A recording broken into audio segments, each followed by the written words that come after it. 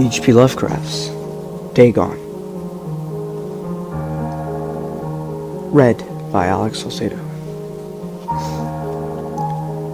I am writing this under an appreciable mental strain, since by tonight I shall be no more. Penniless, and at the end of my supply of the drug which alone makes life endurable, I can bear the torture no longer, and shall cast myself from this garret window into the squalid streets below. Do not think from my slavery to morphine that I am a weakling or a degenerate. When you have read these hastily scrawled pages, you may guess, though never fully realize, why it is that I must have forgetfulness or death. It was one of the most open and least frequented parts of the broad Pacific that the packet, of which I was supercargo, fell a victim to the German sea raider. The Great War was then at its very beginning, and the ocean forces of the Hun had not completely sunk to their later degradation, so that our vessels made a legitimate prize, whilst we of her crew were treated with all the fairness and consideration due us as naval prisoners. So liberal indeed was the discipline of our captors that 5 days after we were taken I managed to escape alone in a small boat with water and provisions for a good length of time. When I finally found myself adrift and free, I had but little idea of my surroundings. Never a competent navigator, I could only guess vaguely by the sun and stars that I was somewhat south of the equator.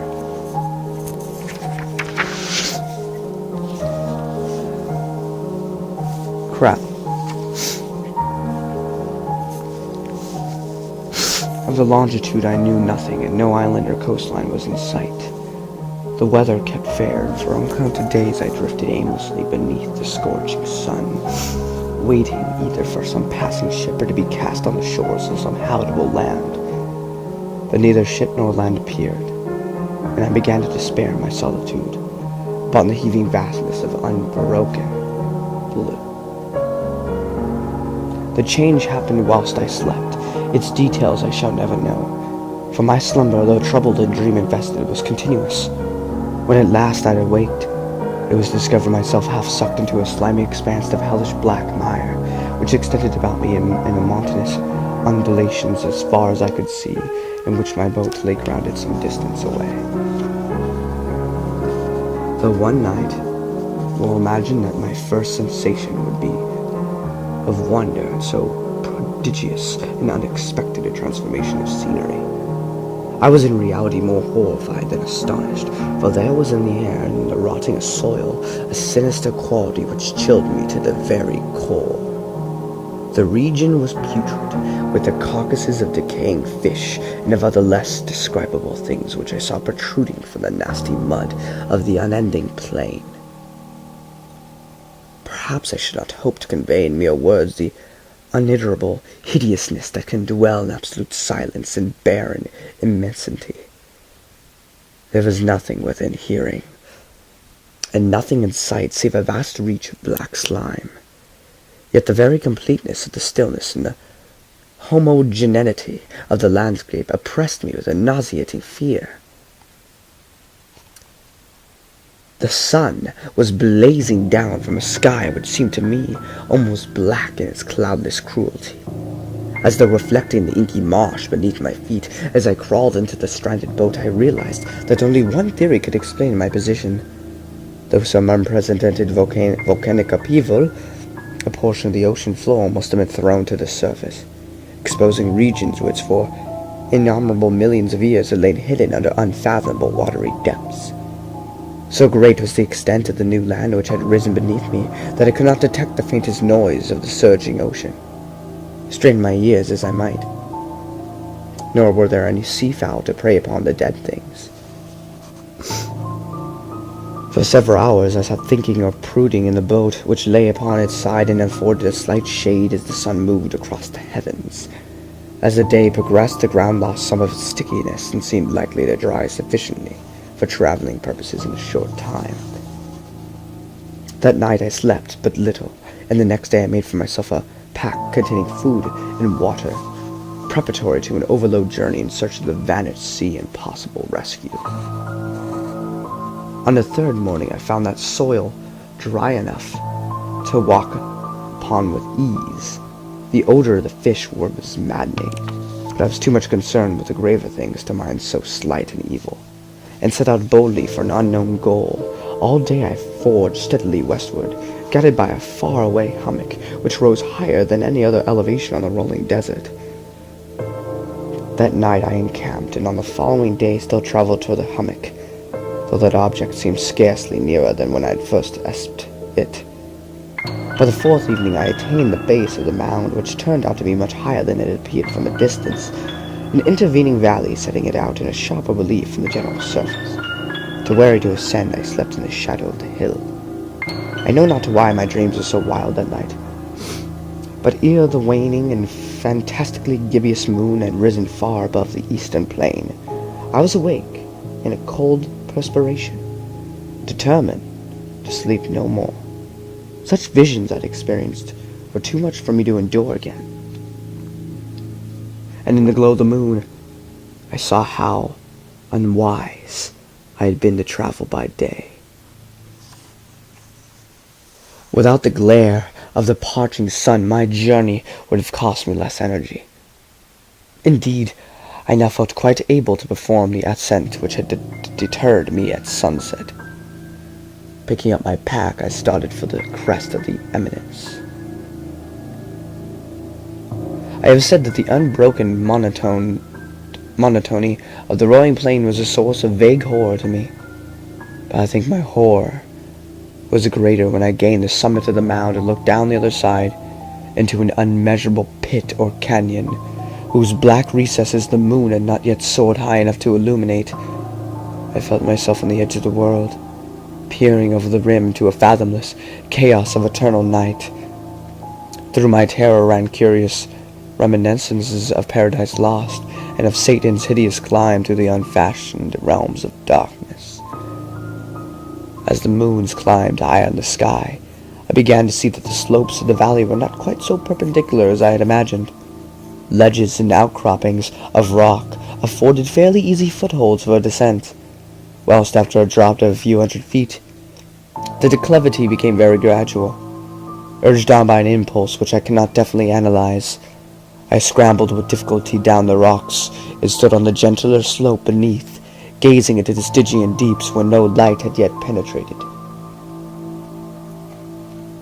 All at once my attention was captured by a vast and singular object on the opposite slope, which rose steeply about 100 yards ahead of me, an object that gleamed whitely into the newly bestowed rays of the ascending moon. That is, it was merely a gigantic piece of stone, I soon assured myself, but I was conscious of a distinct impression that its contour and position were not altogether the work of nature. A closer scrutiny filled me with sensations I cannot express, for despite its enormous magnitude and its position in an abyss which had yawned at the bottom of the sea since the world was young, I perceived beyond a doubt that the strange object was a well-shaped monolith, whose massive bulk and known the workmanship, and perhaps the worship, of the living and thinking creatures. Dazed and frightened, yet not without a certain thrill the scientist or archaeologist delight, I examined my surroundings more closely. The moon, now near the zenith, shone weirdly and vividly above the towering steeps that hemmed in the chasm, and revealed the fact that a far-flung body of water flowed at the bottom, widening out of sight in both directions, and almost lapping my feet as I stood on a slope. Across the chasm, the wavelets washed the base of the cyclopean monolith, on whose surface I could now trace both inscriptions and crude sculptures. The writing was in a system of hieroglyphics unknown to me, and unlike anything I'd ever seen in books, consisting for the most part of conventionalized aquatic symbols such as fishes, eels, octopi, crustaceans, mollusks, whales, and the like. Several characters obviously represented marine things which are unknown to the modern world, but whose decomposing forms I'd absorbed on the ocean-risen plain.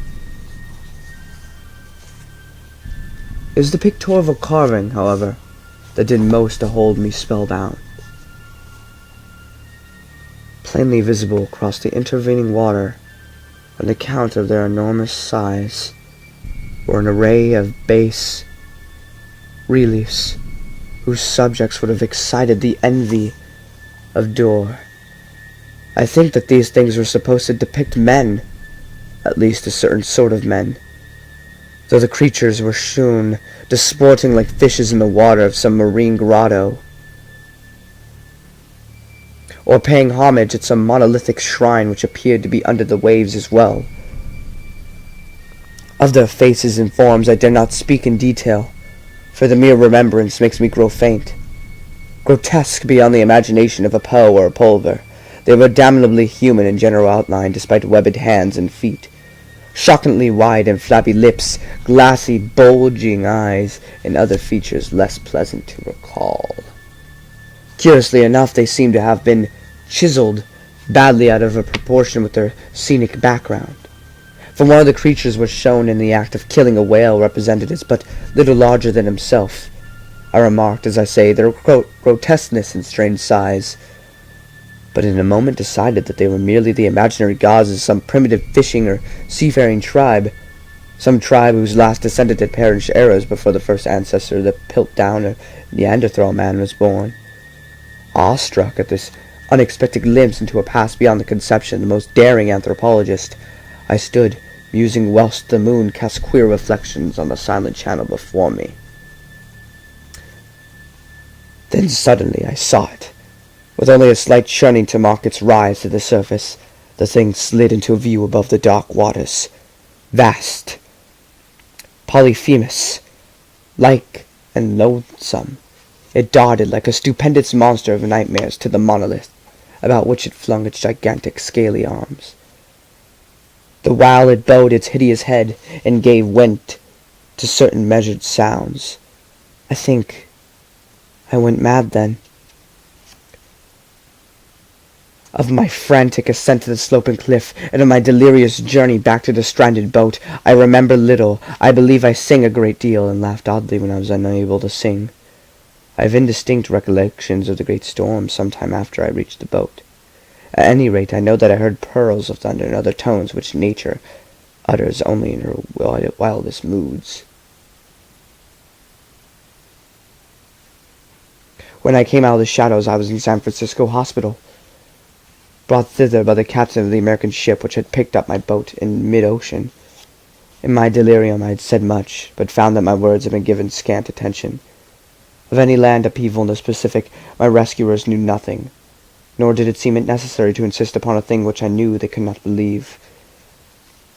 Once I sought out a celebrated ethnologist and amused him with peculiar questions regarding the ancient Philistine legends of Dagon, the fish god. But some perceiving that he was hopelessly conventional, I did not press my inquiries. It is at night, especially when the moon is gibbous and waning, that I could see the thing. I tried morphine, but the drug has given only transient circuitous and has drawn me into its clutches as a hopeless slave. So now I am to an end it all, having written a full account for the information of the contemptuous amusement of my fellow men.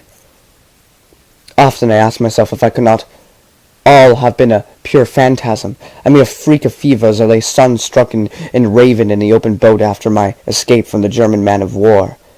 This I ask myself, but ever does there come before me a hideously vivid vision in reply. I cannot think of the deep sea without shuddering as the nameless things that may at this very moment be crawling and floundering on its slimy bed, worshipping their ancient stone idols and carving their own detestable likenesses on submarine obelisks of water-soaking granite. I dream of the day when they may rise above the billows to drag down in their reeking talons the remnants of puny, war-exhausted mankind. Of a day when the land shall sink and the dark ocean floor shall ascend amidst universal pandemonium. The end is near. I hear a noise at the door, as if some immense slippery body lumbering against it. It shall not find me. God, that hand! The window! The window!